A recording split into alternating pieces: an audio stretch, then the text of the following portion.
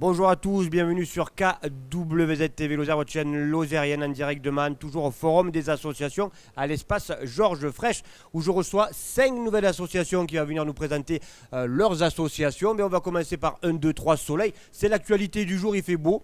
Et bien c'est 1, 2, 3 Soleil aussi, avec le sourire, il fait beau. Et on va parler théâtre. Merci beaucoup de votre accueil. Donc l'association 1, 2, 3 Soleil est une compagnie de théâtre sur le territoire de Lozère présente depuis 2002. Elle propose une pratique de l'expression par le théâtre, l'artistique, mais aussi le clown. Cette compagnie propose différents ateliers pour enfants, ados, adultes, Mende, mais également Barjac, et aussi un week-end clown, 5 week-ends de la pratique du clown sur l'année, avec des cabarets, le plus général à l'espace des Anges à Mende. D'accord. Alors si on veut venir à la rencontre d'un 2, 3 Soleil, c'est quel jour, c'est où? Alors, par exemple, c'est le lundi soir, atelier théâtre adulte à Mende, le mardi soir à Barjac et le mercredi après-midi pour les enfants et les ados.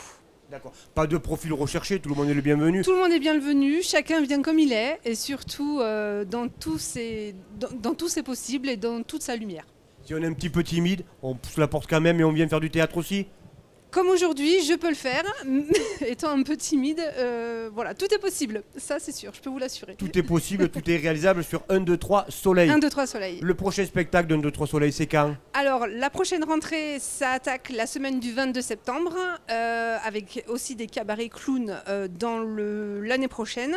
Et par exemple, un spectacle, je pense à l'enfant sauvage prochainement. Je n'ai pas encore de lieu à vous donner, mais les ateliers proposent un spectacle en fin d'année au mois de juin dans le cadre du festival 1, 2, 3 Bazar, à l'Espace des Anges également, la dernière semaine de juin en général. Donc il y a beaucoup d'animations et de Énormément. spectacles chez 1, 2, 3 Soleil. Oui, énormément. C'est une dizaine de spectacles avec aussi des compagnies partenaires et collaboratrices et aussi des cabarets clowns. On intervient en clown également dans les EHPAD sur le territoire lozérien. Je pense à l'EHPAD de Châteauneuf-de-Randon pour lequel il y a une intervention clown.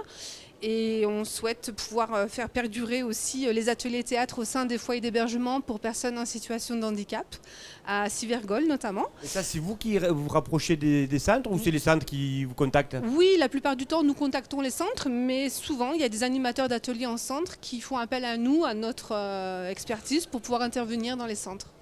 Eh bien ok, tout est dit, merci beaucoup. Merci. Et pour se rendre sur notre soleil, pour venir à votre rencontre, on a besoin de mobilité. Eh bien ça tombe bien, on a la mobilité lozérienne qui est là avec nous. Voilà, il va nous parler un petit peu comment se déplacer à Mende, mais aussi en Lozère avec plusieurs moyens divers et variés. Oui, bonjour, tout à fait. Nous, l'agence de mobilité, on est une association départementale et même un peu plus. Notre mission, c'est de proposer autant aux habitants qu'aux entreprises, qu'aux collectivités, des solutions pour peut-être mieux utiliser la voiture ou alors utiliser d'autres modes, le vélo, la marche, les transports en commun. Et précisément, sur Mende et autour de Mende, on est installé au pont Notre-Dame et on est là pour renseigner toute personne qui veut changer de véhicule, acheter un vélo, apprendre à faire du vélo, utiliser les transports urbains. On propose aussi de l'apprentissage du vélo, du CP jusqu'à la maison de retraite, même de l'apprentissage gratuit pour les adultes qui veulent s'y mettre ou se remettre à faire du vélo. Et puis on essaye de sensibiliser, de proposer des alternatives à la voiture ou aux solutions motorisées partout en Lozère. Là, on est dans 2 semaines, on est au Tour cycliste féminin avec des personnes qui ont appris à faire du vélo, qui vont être avec des gens pour qui et des femmes pour qui c'est le métier. Donc, cette année, il y a du niveau. Hein. Et cette année, il y a du Allez niveau, voir le exactement. niveau. Et sur le vélo, voilà, c'est une thématique qui est en forte expansion. Donc, on est là pour ça, en fait, pour proposer des alternatives, une autre façon de voir les déplacements ici en Lozère où c'est souvent contraint, mais finalement, il y a quand même des solutions individuelles ou à mettre en place avec les mairies, avec les écoles, etc. Il y a un lien de covoiturage, par exemple, les gens qui veulent covoiturer, vous avez une mais plateforme ou... C'est le grand drame de la Lozère. Aujourd'hui, il n'y a pas d'outil de covoiturage que pour la Lozère. Par contre, nous, on aide les gens à utiliser souvent le téléphone, le numérique, pour se servir de toutes les applications qui existent, pour aller sur les aires de covoiturage du département et faire ça en sécurité, en fait, et en confiance. Voilà. D'accord. C'est quoi les demandes le plus souvent des personnes qui viennent à l'agence de la mobilité lozérienne? On renseigne beaucoup sur les bus de la région parce qu'il y a quand même des solutions, soit pour traverser le département, soit pour aller à Clermont, à Montpellier, d'autres choses comme ça. On renseigne beaucoup sur des gens qui veulent se mettre au vélo électrique parce que c'est quand même aujourd'hui une vraie solution en Lozère. Et sur ça, on va apprendre carrément à en faire jusqu'à conseiller à l'achat, louer pour une semaine, pour un mois, plein de types de vélos qui sont en bas là aujourd'hui.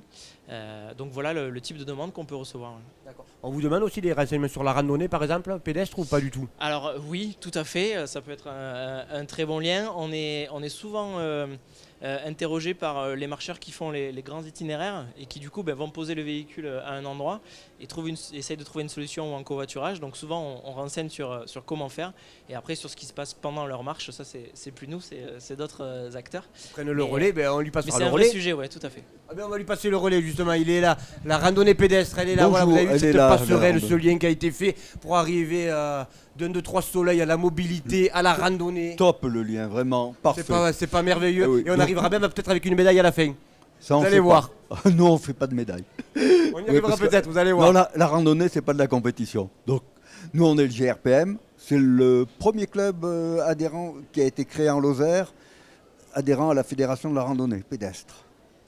Donc, on randonne le dimanche, parce qu'à l'origine, c'est des actifs qui l'ont créé. Et donc, le dimanche, c'était le bon jour pour eux. Donc, on randonne toujours le dimanche. Il y a un peu moins d'actifs, mais on veut en recevoir. Donc, les profils de ces randonnées. Profil de randonnée, suivant la saison, suivant le moment, on va faire de petites randos de 8-9 km jusqu'à des randos de 25 km et jusqu'à 1000 mètres, 1200 mètres de dénivelé parfois. Souvent moins en Lozère, parce que pour faire 1000 mètres en Lozère, il faut quand même choisir ses endroits, mais ou faire beaucoup de montées et de descentes, ce qui est possible aussi. Voilà. Donc nous randonnons le dimanche. Nous avons créé cette année une licence jeune, donc une adhésion pour les jeunes à un tarif très compétitif, à 19 €. Donc ça c'est pour permettre aux jeunes lozériens, alors adultes, moins de 26 ans, de pouvoir pratiquer la randonnée. C'est une façon de s'activer et D'échanger, son bien-être, de marcher, de bouger. De découvrir le territoire autrement. C'est aussi quelque chose d'agréable. Pour la santé, c'est bon. On est aussi animateur et en semaine avec l'autre club de Mende de rando santé. Donc là, c'est des petites randonnées encadrées par des gens formés spécialement. De façon, voilà, avec de petites choses, mais c'est pour se remettre à la marche. Si on est randonneur et qu'on a eu quelques soucis de santé, c'est pour les gens qui veulent recommencer une activité, mais il faut y aller progressivement. Et la randonnée, ça demande... on sait à peu près tous marcher. Donc il n'y a pas de spécialité, il n'y a pas d'apprentissage particulier à avoir. C'est à la portée de tous. Donc c'est relativement... pas très onéreux. Pour faire de la rando santé, une paire de baskets, une cape ou un imperméable, un petit sac à dos pour avoir avec une gourde pour avoir de l'eau, et on peut marcher. Et on va marcher 8, 10, 15, 25 km. En rando santé, non. En rando santé, on va marcher entre 5 et 8 km vraiment au maximum, avec relativement peu de dénivelé. Donc quand je dis peu de dénivelé, c'est un maximum de 100, 120 mètres, exceptionnellement 150 mètres de dénivelé, mais pas au-delà. Il faut faire attention aux personnes qui ont des pathologies et être capable de les ramener au départ. Partir mais revenir.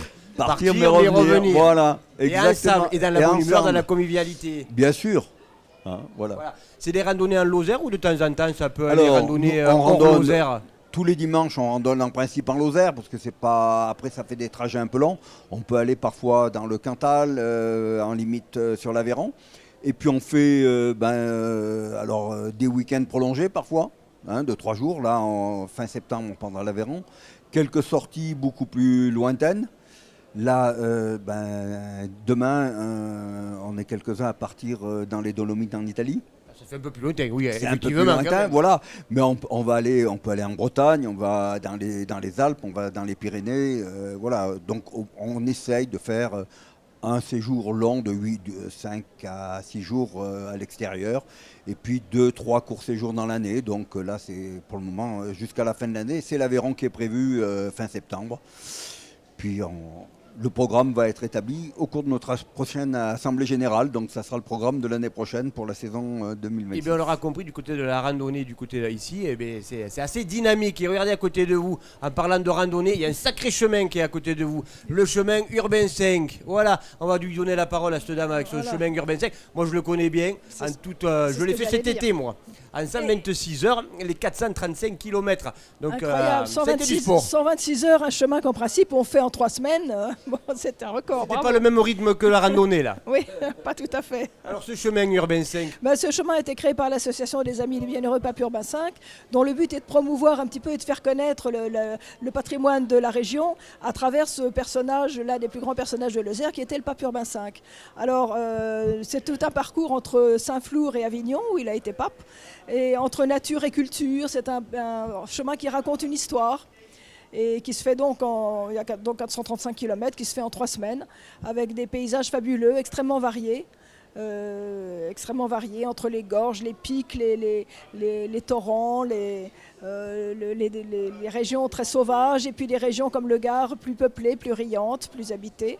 Et voilà. Et ça raconte tellement une belle histoire que l'année dernière, c'est ça qui m'a donné envie de le faire. Et ça m'a fait une sacrée histoire et des sacrés souvenirs. Parce que 126 heures, il a fallu marner un petit peu quand même à des moments. Il y a quand même 11 000 mètres de dénivelé. Et ça touche 4 départements, le Cantal, la Lozère, le Gard et le Vaucluse. Voilà, exactement. Et variés, des départements variés avec des rencontres extraordinaires sur tout le chemin. Tout à fait. Alors si on ne le parcourt pas en 126 heures, en fait c'est le rythme de la marche, c'est ça qui est intéressant aussi, parce que la marche c'est le rythme de l'homme et c'est accessible à tous. Donc c'est important de prendre le temps, c'est le principe de la randonnée pédestre. Oui, on peut trouver des hébergements tout le long du chemin, on peut trouver des hébergements. Il faut souvent réserver d'avance parce que les hébergements dans des régions un petit peu plus sauvages, c'est un petit peu difficile, mais on y travaille beaucoup pour développer l'offre d'hébergement ou de bivouac. Et pour faire en sorte que chacun puisse y aller, soit seul si on veut réfléchir, se ressourcer, approfondir sa vie intérieure, soit à plusieurs pour se parler, s'écouter, c'est autre chose. Voilà, enfin, il y a des moments, ça regroupe d'autres chemins. On voilà, se retrouve un petit peu sur le Compostelle, un peu sur la rue Gordane dans le Gard, un petit peu le Stevenson. On a des bouts communs avec d'autres chemins. Et alors d'autant plus que tous ces chemins sont regroupés au sein du réseau des grands itinéraires pédestres, le RGIP, qui a été créé il n'y a pas très longtemps et qui regroupe tous ces chemins pour partager les expériences, les difficultés. Voilà. Et nous croisons beaucoup d'autres chemins, mais quelquefois nous sommes tous seuls. Dans des régions très sauvages, un peu plus désertiques que quelquefois le Stevenson ou le Compostelle, qui ont une notoriété considérable et où il y a beaucoup de marcheurs. L'Urbain 5, c'est pour des gens un peu plus solitaires. Voilà, je l'ai expliqué moi sur Cadouzel parce que l'aventure elle a été mise sur Cadouzel. J'ai fait plusieurs vidéos qui doivent arriver maintenant à 1 million de vues parce que petit à petit ça fait beaucoup de monde qui a suivi le projet. Et c'est ce que j'explique. Si vous voulez être vraiment tranquille à des moments, l'Urbain 5, c'est le chemin adéquat parce que quand on reprend le Stevenson ou le Compostelle, on se retrouve avec du monde, on discute un petit peu avec des gens et des fois on se retrouve et quand à la croisée des chemins, comme on se dit mais je pars tout seul sur mon chemin Urbain 5 et là on réfléchit, on pense à soi-même, on pense un peu à tout avant de récupérer quelqu'un un peu plus loin ou voilà. Donc voilà, c'est vraiment un chemin. Ce qui m'a intéressé moi c'est la diversité. Voilà, exactement. Je le recommande ce chemin en 3 semaines, en 2 semaines, en 1 mois, c'est pas un souci, mais je le recommande parce que il est vraiment merveilleux ce chemin à effectuer. Voilà. Merci beaucoup les chœurs de la Lozère. Qu'est-ce on va parler avec les chœurs de la Lozère? On va parler chant et grande musique. Donc merci de nous avoir invités. Je profite aussi d'avoir votre micro que j'écoute souvent pour remercier encore la ville de Mende de nous aider et le département de la Lozère. Donc nous sommes les chœurs de Lozère dans le chant. Chœur CH, ne pas confondre avec Hyper U, etc. Ça ressemble phonétiquement. Et donc nous chantons depuis de nombreuses années beaucoup d'airs classiques. Actuellement c'est Verdi, ça va être du Mozart, ça va être et un peu d'opérette aussi. Actuellement on va donner au théâtre, si tout va bien, le Pays du Sourire de Lear. Et on chante, chaque année on a un concert, notre concert, à la cathédrale. Et à côté de ça, on fait de nombreux concerts, surtout l'été bien sûr, dans tous les villages qui veulent bien nous accueillir, plus ou moins importants, Florac, chaque année on y va, d'autres Prévenchères, etc. Tous les villages qui veulent bien nous écouter. Alors comment on fait pour vous joindre si on veut rejoindre les chœurs de la Lozère? Vous chantez, vous chantez quand? Le soir, Alors, la journée? On a deux répétitions par mois, 2 samedis. On a pris l'option les samedis parce que c'est beaucoup plus commode, on est beaucoup plus serein. On a un site on peut nous envoyer des messages à 48 cœurs de Lozère, tout se tient, @gmail.com. D'accord. Donc on répondra à tous les gens qui sont intéressés. On accueille à tous les âges. Il n'y a pas besoin de connaître la musique. On travaille à l'oreille. Ceux qui connaissent la musique, tant mieux pour eux. Mais sinon, tout le monde participe. Donc et on découvre notre voix, comme on vient, comme on est. Et on découvre, moi je suis arrivé, j'ai accompagné ma femme il y a des années. Et j'ai dit, je vais aux champignons maintenant. Elle m'a dit, non, les basses, c'est là. Donc ils étaient tellement gentils que j'y suis resté, ça fait plus de 20 ans. Vous l'avez essayé, vous l'avez adopté. Voilà, exactement. Et du coup, donc c'est les samedis et où? Alors actuellement, on fait des répétitions au Provençal. À l'étage du Provençal, on a une salle, Donc Amande. Et si on ne peut pas, pour des raisons diverses, on avertit tout le monde. Mais actuellement, on démarre le samedi prochain au Provençal. Et sinon, vous nous contactez, on répond à tout le monde, il n'y a pas de souci. D'accord, eh bien merci beaucoup, le message est passé en tout cas pour les chœurs de la Lozère. Et sur le dernier plateau, on finit avec les médaillés. Pourquoi pas les médaillés? Alors c'est important aussi de, Voilà. de remercier et de tous ces gens qui donnent du temps. Voilà, alors donc l'idée des médaillés, puisque c'est la fédération nationale, avec une représentation territoriale du département, le comité départemental des médaillés de la jeunesse, des sports et de l'engagement associatif de Lozère. Il y a une reconnaissance des personnes qui sont engagées dans le bénévolat, mais également dans le sport, aussi bien des personnes pour des petites mains, qui n'ont pas forcément assuré des postes à responsabilité de président, trésorier, secrétaire, mais tous les gens doivent pouvoir être mis à l'honneur à un moment dans leur vie, parce que je crois que tout le monde souffre de ceci, des associations. On arrive à recruter pour 1 an, 2 ans, mais après, garder ces bénévoles-là, c'est un peu plus compliqué. En plus, nous, sur la Lozère, on a pris le parti de s'engager encore plus en avant, notamment au niveau des sports féminins, où effectivement il y aura le Tour cycliste féminin le week-end prochain. Tapeman de Mont-Lozère. Tout à fait, où là on fera notamment une animation au village avec un vélo smoothie. Il va falloir venir pédaler. Mais pourquoi pas, voilà. Et on plus, pédale et on a ce smoothie. Il y aura le smoothie gratuit derrière. Voilà. Les fruits. Et après, par contre, on sera à l'arrivée pour remettre quelques lots. Mais on s'engage également sur le sport adapté. Je crois que c'est quand même un milieu qui n'est pas forcément très connu. Et c'est un peu dommage parce que ce sont des gens qui sont particulièrement méritants. Alors donc, effectivement, nous, on veut que tout le monde soit mis en avant, et surtout sur un territoire rural comme le nôtre, où on a une géographie assez étendue. Et puis, à côté de ça, il faut justement savoir faire l'équilibre entre ce qui habite dans le fin fond des Cévennes, qui sont tout à fait au nord de la Lozère, et puis le centre, Mende. On ne peut pas toujours s'occuper que de Mende. Il faut vraiment engager tout le monde là-dessus. Les médailles que l'on met, ou les distinctions, puisqu'il n'y a pas que des médailles, on a les trophées jeunes, notamment pour des jeunes arbitres, on a également les trophées féminins, les trophées du bénévolat, etc. Tout ceci, ce sont des distinctions qui sont obtenues sur proposition de dossiers. Les dossiers sont portés par des membres de différentes associations. Vous, tous ces gens-là, ils vont faire passer les dossiers. Ensuite, moi, je vais les préparer, ces mêmes dossiers-là, et on va les examiner avec la direction de la jeunesse et des sports, M. Ourma, le directeur notamment. Puis, ça passera en commission, et là, ce sont des distinctions qui sont reconnues au niveau national, avec également, donc, à la sortie, ou des médailles de bronze, d'argent ou d'or, mais qui sont des médailles officielles et pas des médailles qu'associatives. Donc, ça a une reconnaissance importante, et ça me paraît tout à fait normal d'en arriver à ce niveau-là. Maintenant, le comité départemental lui s'engage, je le disais, sur des animations comme le Tour cycliste, mais également sur plein d'autres animations. L'important, c'est qu'on mette les gens qui sont volontaires et surtout bénévoles en avant.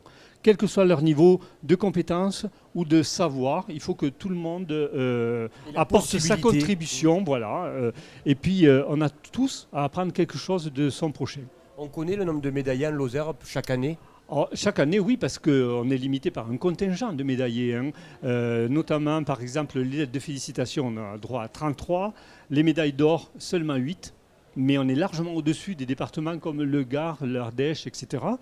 Les médailles d'argent, on peut aller jusqu'à 15, et après pour les bronzes, on est jusqu'à une vingtaine.